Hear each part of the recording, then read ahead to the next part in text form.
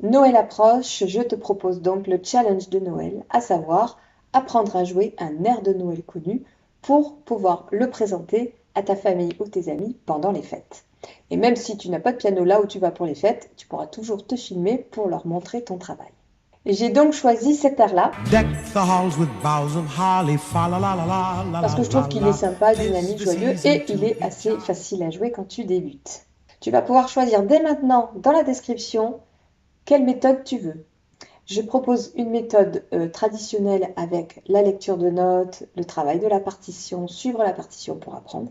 Et je te propose aussi, parce que c'est Noël, le travail juste en regardant les doigts, c'est-à-dire on ne s'embête pas à la partition, on essaie juste de recopier ce que je fais. Forcément, c'est moins approfondi comme travail, mais c'est vrai que ça permet quand même de jouer vite le morceau. Donc là, on s'autorise ces deux versions. Donc tu vas dans la description et tu choisis version avec partition ou version sans partition. Et ça serait bien d'ailleurs que tu me dises en commentaire quelle version tu as choisi. Est-ce que tu es parti sur la version on s'embête pas, on apprend juste à poser les doigts sur les notes, ou bien est-ce que tu as choisi la version où ça demande un petit peu plus de travail, de répétition et de lecture de notes. Voilà l'air de Noël qui s'appelle Deck the Halls que je t'apprends aujourd'hui.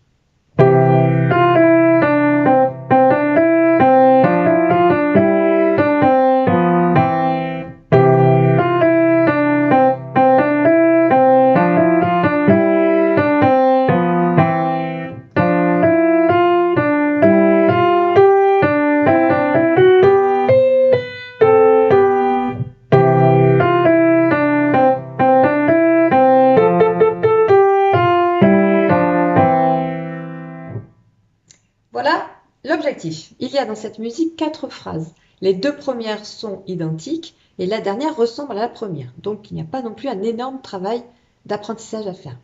Pour commencer la mélodie main droite, tu vas positionner chacun de tes doigts en face d'une note en partant de Do. Donc tu as besoin de pouce en face du Do, Ré, Mi, Fa, Sol, donc chaque doigt en face d'une note. Tu vas voir que pour les 2 premières phrases, tu ne vas pas bouger de cette position. On va commencer petit doigt par le Sol. Donc ça va faire Sol.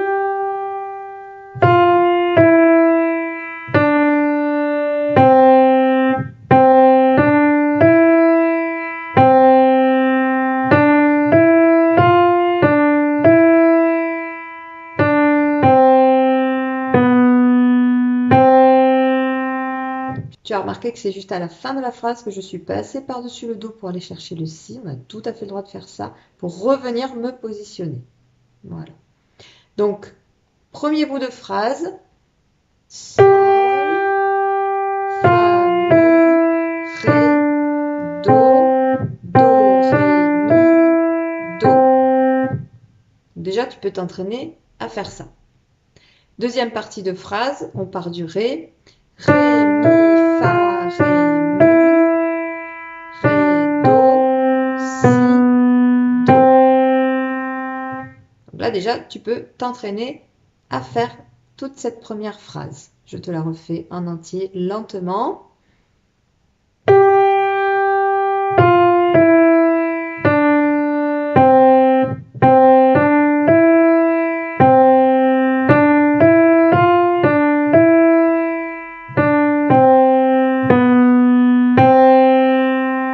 Donc la première et la deuxième phrase, ce sont exactement les mêmes.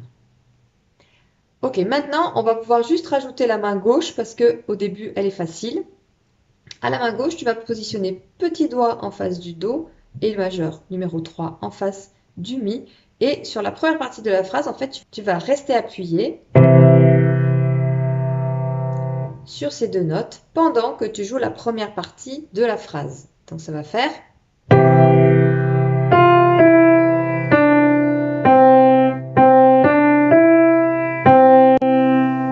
Donc une fois que tu sais bien la première partie de la phrase à la main droite, tu peux rajouter donc ces deux notes Do, Mi ensemble.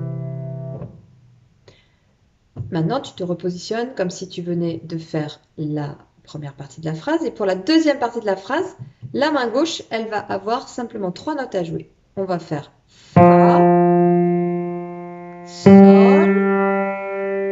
il y a un chute, on va relâcher, et Fa, Mi. Voilà. je te le refais. Donc, ça va faire Fa, Sol, chute, Fa.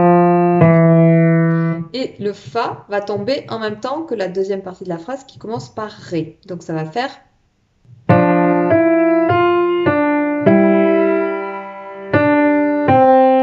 je vais jouer le Do, je vais lâcher la main gauche pour que les deux dernières notes Si, Do se positionnent en même temps qu'ici Fa, Mi. Je te refais la deuxième partie de la phrase où il y a un petit peu plus de notes.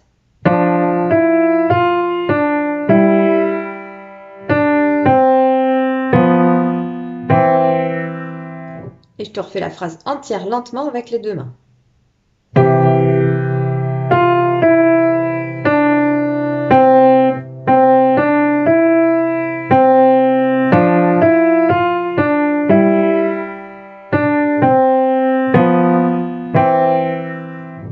Voilà. Et après, tu vas pouvoir l'enchaîner 2 fois, exactement 2 fois la même, parce que la première et la deuxième phrase, ce sont les mêmes.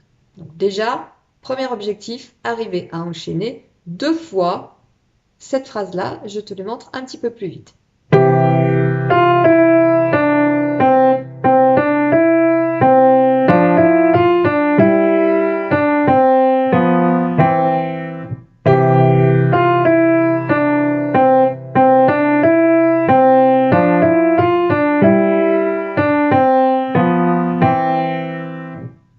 Premier objectif. OK. Maintenant, phrase suivante, elle est différente. On va décaler le placement des mains. Donc, la main droite qui était positionnée pouce sur le dos, tu vas la décaler de façon à avoir le pouce en face du Ré. Parce que là, tu vas avoir besoin d'autres notes et notamment d'aller un peu plus dans les aigus. Donc, la première partie de la phrase, ça fait ça. Ré, mi, fa, Ré, mi, fa, sol, Ré. Donc, on va tourner autour de Ré, Mi, Fa et Sol. Je te le refais.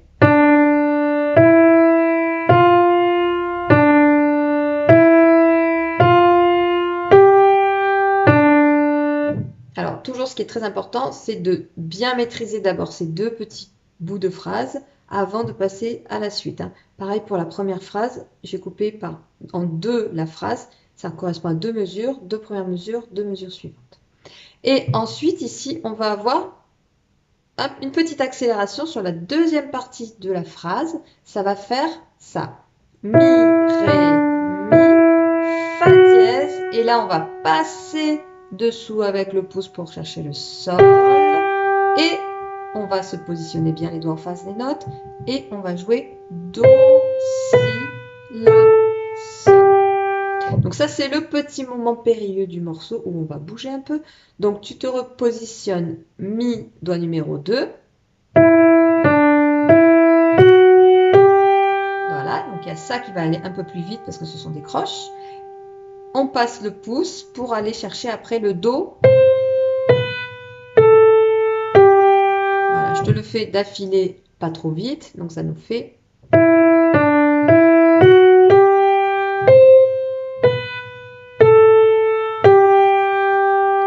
Voilà pour la deuxième partie. Donc, je te refais toute la phrase numéro 3 en entier.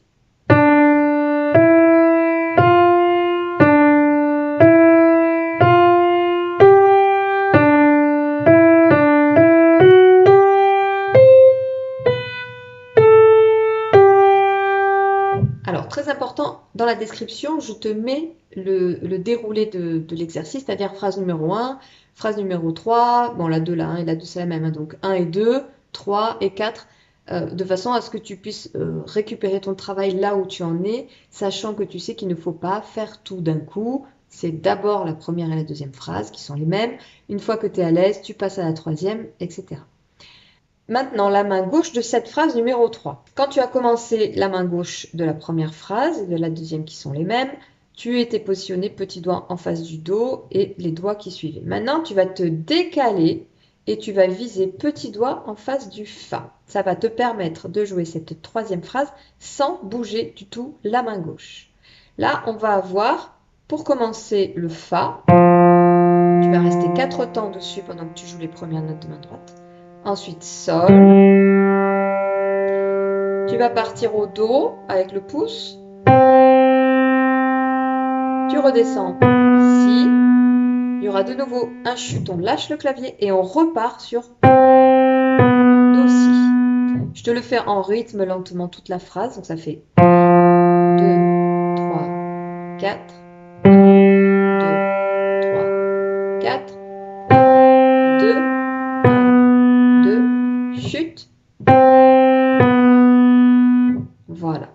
Donc, tu peux travailler là toute la phrase entière parce qu'au début, c'est facile, il n'y a que 2 notes qui tiennent. Donc, que ta main gauche et ensuite, on va donc positionner les 2 en même temps. Donc, en fait, tu as les mains qui vont être toutes proches, ça ne va pas se toucher, mais tu vas avoir pouce de la main droite en face du Ré, petit doigt de la main gauche en face du Fa. Je resépare en 2 cette phrase, donc, parce qu'on met les mains ensemble, donc on y va tranquillement. Les 2 premières mesures, donc la moitié de la phrase numéro 3, ça fait ça.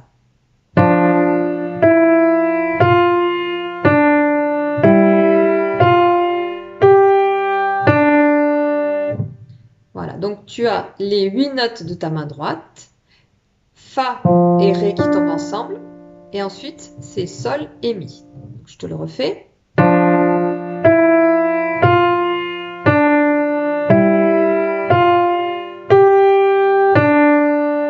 Voilà, donc déjà ça, tu le fais tourner, c'est la partie la plus facile de cette phrase numéro 3.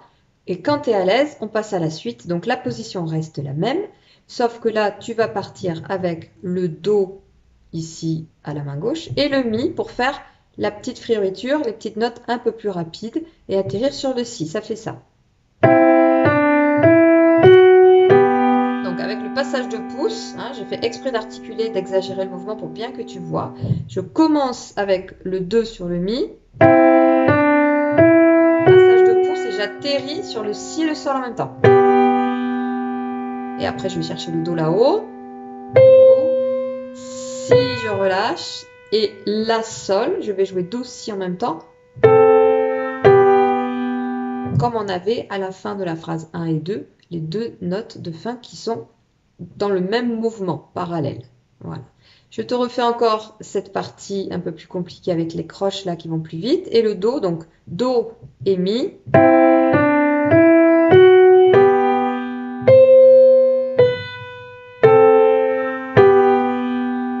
Voilà pour cette deuxième phrase. Je te la rejoue en entier lentement. Donc les positions ont changé par rapport au début. Repère Fa petit doigt pour la main gauche et Ré pouce pour la main droite. Et ça nous fait ça.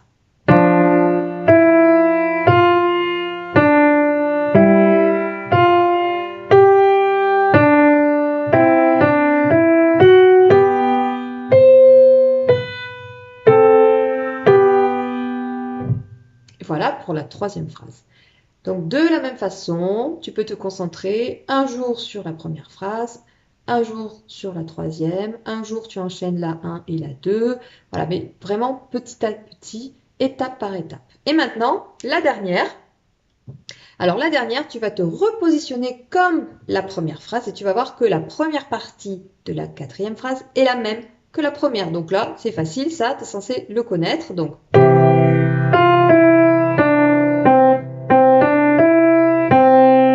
parce que tu l'as déjà joué première phrase et deuxième phrase.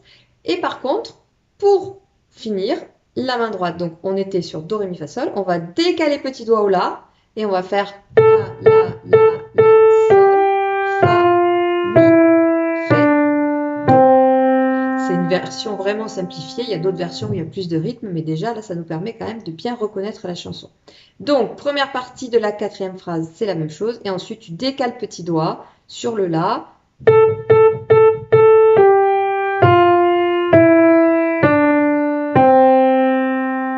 Voilà. Et la main gauche, elle avait donc fait Do, Mi ensemble, pareil comme la première et la deuxième phrase. Et ensuite, tu vas avoir tout simplement Fa, chute, et ensuite Sol, Fa, Mi, qui va suivre les 3 dernières notes. Donc, je te fais juste la dernière partie de la quatrième phrase, et après, je te la refais en entier avec les 2 mains. Donc, le Fa avec le La. Et les 3 dernières notes ensemble en parallèle. Donc on a mi, ré, do avec sol, fa, mi. Allez, je te refais cette quatrième et dernière phrase.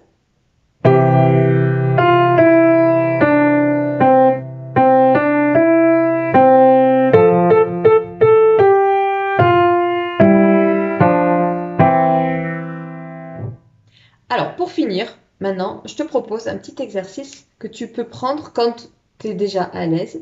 C'est-à-dire que moi, je vais te jouer la main gauche et toi, tu vas jouer la main droite par-dessus. Et après, on va faire l'inverse. Pour démarrer, bien sûr, je vais compter jusqu'à 4 pour te donner le départ.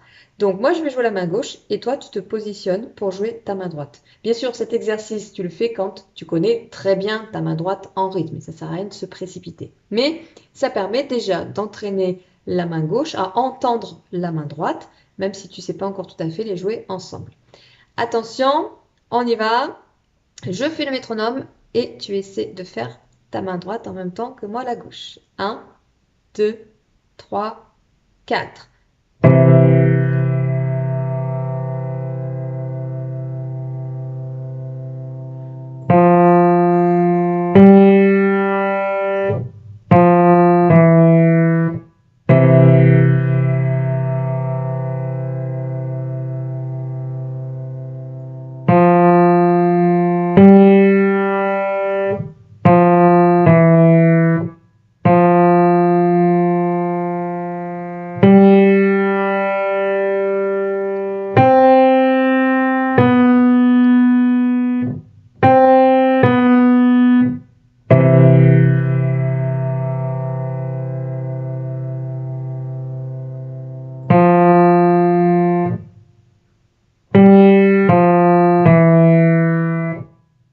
Pas facile comme exercice, hein? Mais du coup, c'est sympa, ça sonne. Allez, maintenant, on fait la même chose. Je fais la main droite et toi, tu fais toute ta main gauche. Allez, c'est parti. Je compte jusqu'à 4, on y va. 1, 2, 3, 4.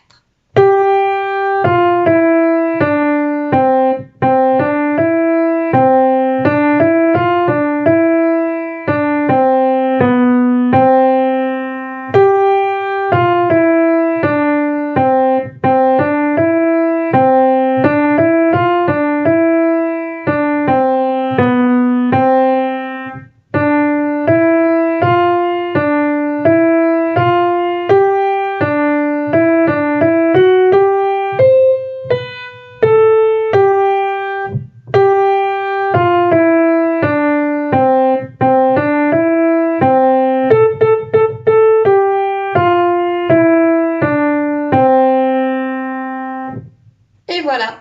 Donc, dans ton travail, attention à travailler par étapes, par petits bouts. Tu peux travailler toute la main droite, tu peux travailler toute la main gauche. Segmente le travail de façon à pouvoir après tout jouer.